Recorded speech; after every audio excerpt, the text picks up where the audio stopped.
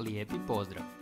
Moje ime je Hrvoje Šelimber, a tema ovog videa je svođenje razlomaka na zajednički nazivnik. Što to zapravo znači? Imamo na primjer neka dva razlomka i nama je zapravo cilj proširiti ih tako da dolje u nazivniku oba razlomka imaju isti broj, dakle zajednički nazivnik. Zašto to uopće radimo? Pogledajmo jedan zadatak. Iva je pojela 1/4 čokolade, a Ana 7/28. Koja je pojela više? Ovako na prvu kada bismo pogledali samo brojeve, možda bi neko rekao kako je Ana pojela više, s obzirom da su brojevi u razlomku kod Ane veći. Međutim, zamislimo si zadatak ovako. Iva je zapravo svoju čokoladu podijelila na 4 jednaka dijela, dakle na četvrtine, i pojela je jedan takav dio. Ana je pak svoju čokoladu podijelila na 28 jednakih dijelova, dakle ona ima više dijelova, ali su ti dijelovi manji. I ona je pojela 7 takvih manjih dijelova. Na crtežu to izgleda ovako. Ovo je Ivinih 1/4, a ovo Aninih 7/28. Kada usporedimo ova dva crteža, zapravo ispada da su pojele isto. Vidite da je Iva pojela jedan ovaj dio crveni, a Ana 7, ali su dijelovi mnogo manji. Zaključujemo kako je zapravo 1/4 isto kao i 7/28. Zapravo je 7/28 prošireni razlomak i to kad se 1/4 proširi brojem 7. Da je u zadatku odmah na početku pisalo kako je Iva pojela 7/28 i Ana 7/28, zadatak bi bio jednostavan. Znači, nama je zapravo cilj 1/4 proširiti, to jest cilj nam je da jedan i drugi razlomak dolje imaju iste nazivnike kako bismo lakše mogli uspoređivati. Kasnije ćete još učiti i da nam svođenje na zajednički nazivnik služi za zbrajanje i oduzimanje razlomaka. Kad svodimo razlomke na zajednički nazivnik, mi zapravo moramo pronaći zajednički višekratnik tih brojeva iz nazivnika. Sad, s obzirom da zajedničkih višekratnika nekih brojeva ima beskonačno mnogo, to bi značilo da i razlomke mi možemo svesti na beskonačno mnogo zajedničkih nazivnika.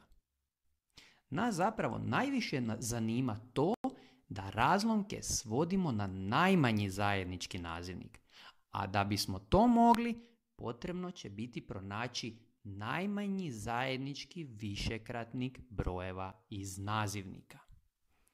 Idemo vidjeti kako to izgleda na zadacima bez crteža. Svedi na najmanji zajednički nazivnik ove razlomke. Nas zapravo zanima broj 12 i broj 8, dakle nazivnici ovih razlomaka. Oni moraju biti isti. Najprije ćemo pronaći najmanji zajednički višekratnik od tih brojeva 12 i 8. To smo već učili kako se radi, dakle 12 i 8 ću podijeliti recimo brojem 4, 12 podijeljeno s 4 je 3, 8 podijeljeno s 4 je 2. 3 i 2 su relativno prosti brojevi, dakle više ih ne možemo dijeliti s nijednim brojem osim 1, te moramo pomnožiti sve ovo desno i ta dva relativno prosta broja dolje. 4 puta 3 puta 2 je 24. Znači najmanji zajednički višekratnik brojeva 12 i 8 je 24, što znači da ćemo oba ova razlomka proširiti tako da u rješenju dolje u nazivniku imaju 24. Znači, ako radimo s 5 dvanaestina, zapravo imamo poznato ovo. Moramo 5 dvanaestina proširiti, dakle pomnožiti i brojnik i nazivnik nekim brojem, ali znamo da dolje u rješenju mora biti 24, jer smo si tako izračunali. Sad se pitamo 12 puta koji broj daje 24 i to je naravno 2. 12 puta 2 je 24. S obzirom da proširiti znači da i brojnik i nazivnik pomnožimo istim brojem, potrebno je samo gore u brojniku pomnožiti 5 puta 2, te dobijemo kako je to razlomak 10/24. Isto ćemo učiniti s 3/8, dakle znamo da se proširuje nekim brojem, ne znamo još uvijek kojim, ali znamo da u rezultatu dolje mora biti 24. Pitamo se dolje 8 puta koji broj daje 24 i to je naravno broj 3. 8 puta 3 je 24. Taj isti 3 moramo i gore u brojniku pomnožiti, znači gore je 3 puta 3 i razlomak je 9/24. Znači mi smo zapravo one početne razlomke proširili, te smo dobili dva razlomka koji imaju zajednički nazivnik i to točno najmanji zajednički nazivnik. Idemo u B zadatak. Potrebno je znači svesti na najmanji zajednički nazivnik 6/7 i 7/10. Znači nas zanimaju nazivnici, odnosno 7 i 10. Potrebno je pronaći najmanji zajednički višekratnik tih brojeva, međutim 7 i 10 su relativno prosti brojevi, dakle ne možemo ih podijeliti s ničim osim 1. Kad bismo istavili ovu crtu i još jednom pogledali, opet bi došli do zaključka da ne možemo dijeliti s ničim. Znači jednostavno mi moramo pomnožiti tih 7 puta 10, a to je 70. To znači da i jedan i drugi razlomak moraju dolje u nazivniku imati 70. Dakle, potrebno ih je proširiti. Pogledamo opet što imamo zadano. Sad smo na onom prvom razlomku 6/7 i sad se pitamo dolje u nazivniku 7 puta koji broj nam daje 70. To je naravno 10, pa taj 10 samo stavimo i gore u brojnik i dobijemo kako je 6 puta 10, 60. Evo, proširili smo 6/7 i dobili 60/70. 7/10 također potrebno je proširiti nekim brojem da dobijemo u rezultatu dolje 70. Pitamo se 10 puta koji broj nam daje 70? Naravno 7. 10 puta 7. Taj 7 je potrebno zapisati i gore u brojnik, te izračunamo da je 7 puta 7 49. Evo, proširili smo oba ova razlomka, dakle sveli smo ih na najmanji zajednički nazivnik. Zajednički nazivnik im je 70. U C zadatku potrebno je svesti na najmanji zajednički nazivnik 2/9 i broj 3. E sad, broj 3 nam je zapravo prirodan broj, odnosno cijeli broj. Međutim, 3 možemo zapisati u obliku razlomka. Evo, za početak najjednostavnije je da je to zapravo 3 jednine, 3/1. Što znači, ovaj 9 i ova jedinica moraju biti isti broj. Višekratnik, dakle najmanji zajednički višekratnik od tih brojeva 9 i 1 je naravno 9, jer se zapravo 1 ne može dijeliti s ničim osim s 1. Dakle, potrebno je pomnožiti tih 9 puta 1, znači oba moraju imati broj 9 dolje u nazivniku. Ovaj prvi razlomak 2/19 zapravo već ima broj 9 dolje i njega uopće ne treba dirati niti proširivati, jer on ima ono što nama treba. Dakle, on je već riješen. Ovaj broj 3, odnosno 3 jednine, ćemo proširiti tako da dolje u nazivniku ispadne 9. 1 puta koji broj nam daje 9? Naravno, 1 puta 9. To znači da i gore u brojniku moramo 3 pomnožiti s 9 i dobijemo da je to 27/9. Kad probate 27 podijeliti s 9, to zaista ispada onaj početni broj 3.